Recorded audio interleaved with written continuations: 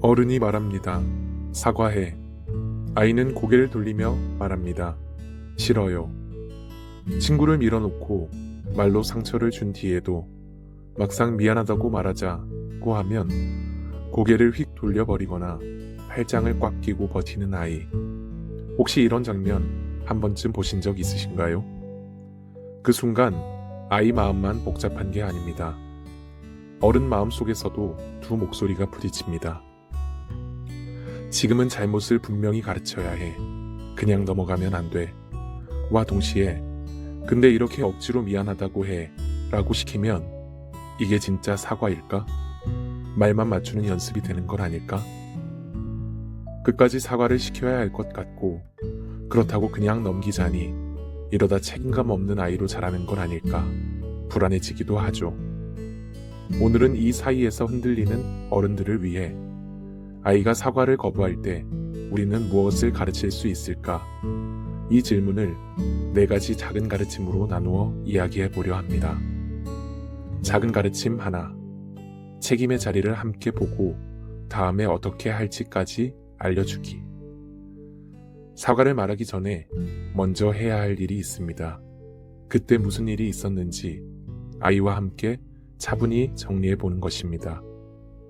우리는 누가 먼저 잘못했는지부터 빨리 가르고 싶어질 때가 많습니다. 먼저 민 건 누구야? 누가 먼저 그 말을 했어? 하지만 한쪽 말만 듣고 내가 잘못했네 라고 단정 짓기보다 그때 어떤 말이 오갔어? 내 입장에서는 뭐가 제일 억울했어? 그 순간 친구는 어떤 기분이었을 것 같아? 이렇게 양쪽의 입장을 같이 정리해보는 시간이 필요합니다. 그리고 어른이 차분히 정리해 줄 수 있어요. 네 마음도 이해돼. 그렇지만 친구도 많이 놀라고 다쳤어. 아이의 마음을 인정하면서 친구의 상처도 함께 바라보자는 기준을 세워주는 거죠. 여기서 한 걸음 더 나아가 이렇게 말해볼 수 있습니다. 이번에는 서로에게 미안한 점이 있다면 한 가지씩만 말해보자. 아이들은 자기 마음을 말하면서 상대도 불편했을 수 있다는 걸 조금씩 느끼기 시작합니다. 그리고 이렇게 이어갈 수 있습니다. 그럼 다음에 비슷한 일이 생기면 어떻게 하면 더 좋을까? 예를 들면 가져가기 전에 먼저 이거 같이 써도 돼? 라고 물어보는 연습을 해보자. 화가 날 때는 손으로 미는 대신 갑자기 가져가서 서운했어 처럼 말로 표현하는 연습을 해보자. 화났을 때 감정을 조절하고 말로 표현하는 연습. 이게 정말 중요한 거야. 그리고 이런 문장도 연습해 볼 수 있습니다. 아까 내가 이렇게 해서 기분이 좀 나빴어. 다음에는 그렇지 않았으면 좋겠어. 사과해 줄 수 있어? 먼저 이런 말로 스스로 이야기해보는 연습을 해보는 겁니다. 그렇게 해봤는데도 잘 해결이 안 되면 그때 어른에게 도움을 요청해도 좋다고 말해줄 수 있어요. 이렇게 하면 지금 일에 대한 책임만 말해주는 것이 아니라 다음에 스스로 대처할 수 있는 방법까지 함께 가르쳐 주게 됩니다. 한 줄로 정리하면 책임은 누가 더 잘못했는지 따지는 게 아니라 서로의 마음을 들여다보고 다음에 어떻게 할지까지 함께 생각해 보는 것에서 시작됩니다. 작은 가르침 2. 사과해 대신 책임지는 방법을 묻기. 상황이 어느 정도 정리되고 나면 어른 입에서는 자동으로 이 말이 튀어나옵니다. 그러니까 가서 사과해. 이 말이 언제나 나쁜 건 아닙니다. 사건을 충분히 듣고 정리한 뒤에 그럼 이제 가서 사과하자.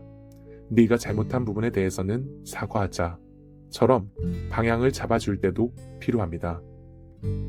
문제는 그 앞의 과정 없이 사과해, 빨리 사과해 만 반복될 때입니다. 아이 입장에서는 이렇게 느끼기 쉽습니다. 지금 중요한 건 누가 얼마나 다쳤는지가 아니라 그냥 미안해 라고 말하느냐 마느냐구나. 사과만 하면 이 상황은 끝나는 거구나. 그래서 한 번쯤은 이렇게 바꿔 물어볼 수 있습니다. 지금 이 일에서 내가 조금이라도 책임지려면 어떻게 하는 게 좋을까? 이 질문은 아이를 몰아붙이려는 말이 아니라 선택을 묻는 말입니다. 그러면 많은 아이들이 잠시 멈칫했다가 이렇게 말합니다. 그래도 사과는 해야죠. 미안하다고 말해야 할 것 같아요. 이 순간이 중요합니다. 어른이 시킨 사과가 아니라 아이 스스로 선택한 사과가 되기 때문입니다. 이때 이렇게 덧붙여 줄 수 있습니다. 그래, 사과한다고 모든 책임이 없어지는 건 아니야. 하지만 책임지는 사람은 먼저 태도부터 바로잡으려고 하는 사람이야. 사과를 혼나지 않기 위한 말이 아니라 나는 이 일에서 책임지려는 쪽을 선택했어. 라는 경험으로 남게 하는 것. 이게 두 번째 단호함입니다. 어떤 아이에게는 이 질문만으로는 조금 어려울 수도 있습니다. 그럴 땐 선택지를 함께 놓아줄 수 있어요. 지금 이 일에서 네가 책임지려면 두 가지가 있을 것 같아. 지금 여기서 미안해 라고 말해보는 것. 조금 생각한 뒤에 나중에 와서 아까 그 일 미안했어 라고 말해보는 것. 너는 어떤 쪽이 더 해볼만 하다고 느끼니? 둘 다 책임을 향한 선택입니다. 지금 당장 말하느냐, 조금 생각한 뒤에 말하느냐의 차이일 뿐 방향은 같은 쪽이에요. 이렇게 하면 아이는 사과해 라는 명령 대신 나는 어떤 태도를 선택할까를 한 번은 스스로 생각해 보게 됩니다. 짧게 말하면 사과는 시키는 말이 아니라 아이 스스로 책임을 생각해 보게 돕는 질문에서 시작됩니다. 작은 가르침 셋. 다시 돌아올 수 있게 기다리기. 사건을 듣고 마음을 조금 정리해 준 뒤 책임에 대해 물어보면 많은 아이들이 그 자리에서 미안해요 라고 말합니다. 하지만 항상 그런 건 아닙니다. 어떤 아이는 입술을 꽉 깨물고 고개를 돌린 채 아무 말도 하지 않고 어떤 아이는 눈물이 터져서 말을 하려다 말문이 막히기도 합니다. 그럴 때 어른 마음에는 이런 생각이 듭니다. 지금이라도 사과 한마디는 꼭 시키고 넘어가야 되지 않나? 지금 못 시키면 앞으로도 책임을 피하지 않을까? 하는 불안과 그렇다고 이 눈물을 눌러가며 억지로 말하게 하는 게 맞나? 하는 망설임이 함께 올라오죠. 이 순간 방향을 이렇게 바꿔볼 수 있습니다. 지금은 내 마음이 많이 복잡한 것 같아. 조금 생각해보고 나중에 다시 얘기하자. 이 말은 그래, 그냥 지나가자가 아닙니다. 지금은 감정이 너무 커서 말이 잘 안 나오는 걸 알고 있어. 그렇지만 이 일에 대해 한 번 더 생각해 볼 시간을 줄게. 라는 메시지입니다. 감정이 너무 크면 어른도 말이 잘 안 나오죠. 아이도 똑같습니다. 조금 시간이 지나고 혼자 생각해 볼 틈이 생겼을 때 내가 좀 지나쳤구나 라는 생각이 조금씩 올라올 수 있습니다.